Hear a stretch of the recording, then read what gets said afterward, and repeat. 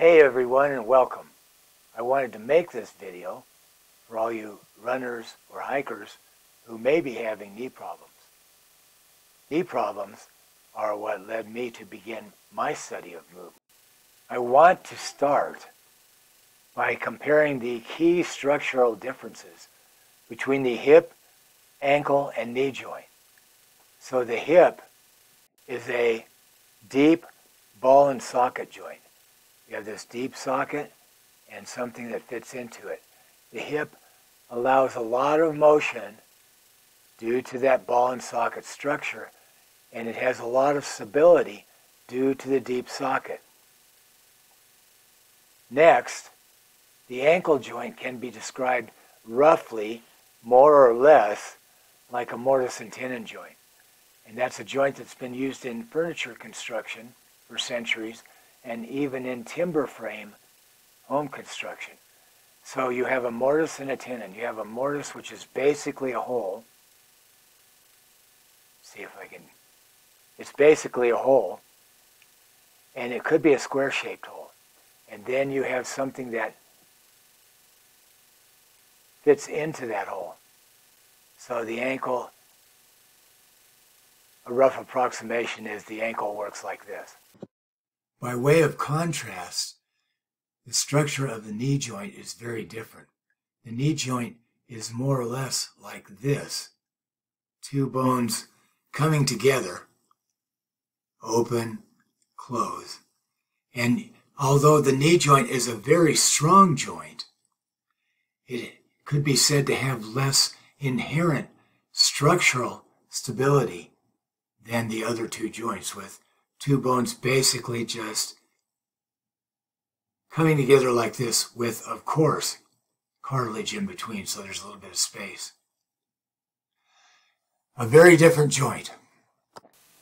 All right, I'd like to show an animation of knee joint movement, and I want to give credit to the source here so you can see more of their medical illustrations at abplearning.com.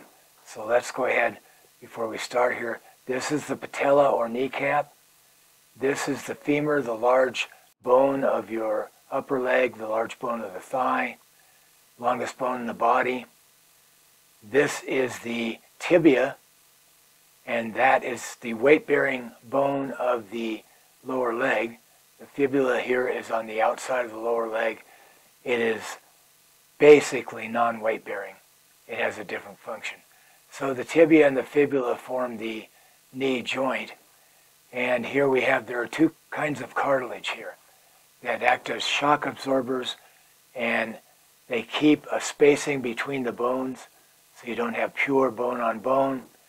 And they actually facilitate both the smoothness of the motion of the joint and the direction of the joint. So the articular cartilage is the slick stuff right on the ends of the bones, makes the joint work smoothly, protects the bone ends.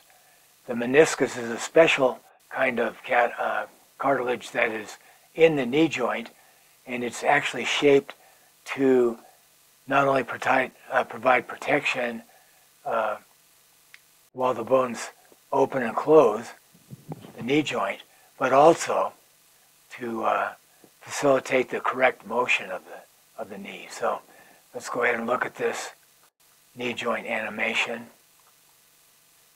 Yes, this is the meniscus right here. You see the rounded shape. All right, so that was pretty brief.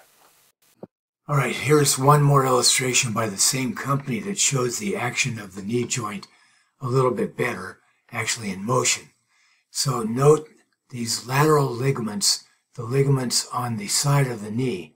If you were to impact the knee here or from this side, these lateral ligaments would prevent the joint from moving too much to the side, which is, when you think about it, when you look at the way the knee joint is constructed, that would be an obvious injury to the knee.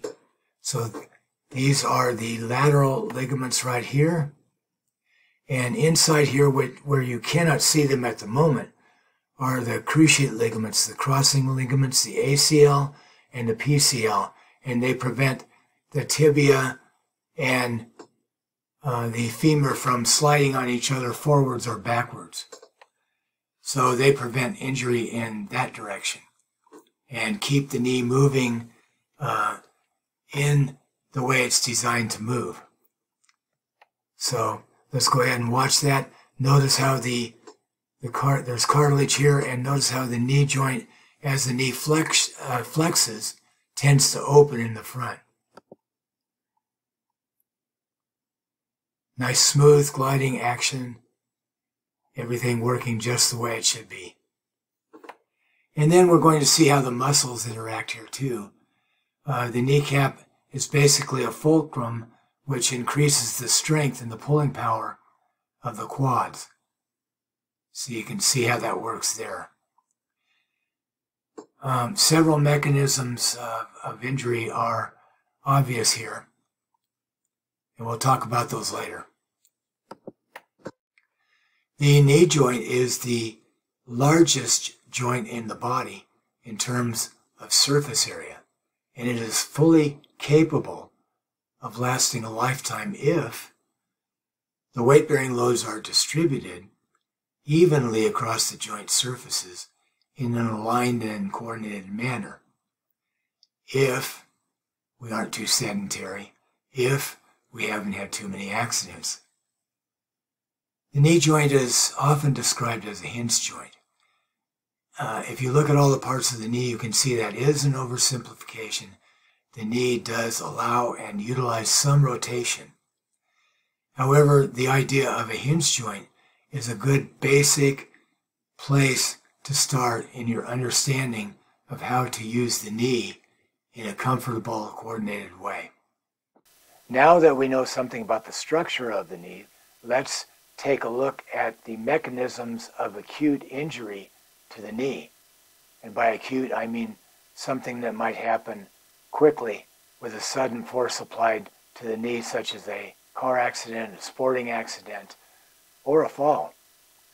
So if we think about the two bones of the knee again, and we think about an impact, a side impact, and we looked at the lateral ligaments of the knee, a side impact might come down from this side, and it might push the knee this way, tearing ligaments.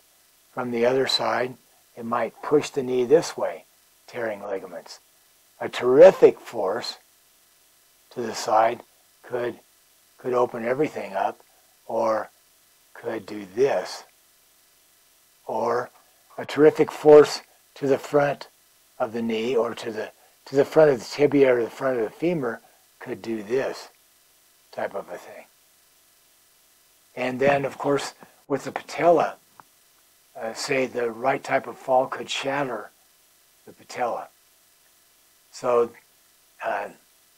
here's one more thing. Excessive rotation, if that would happen, that would, of course, cause a terrific injury to the knee. So those are the basic acute mechanisms of injury to the knee.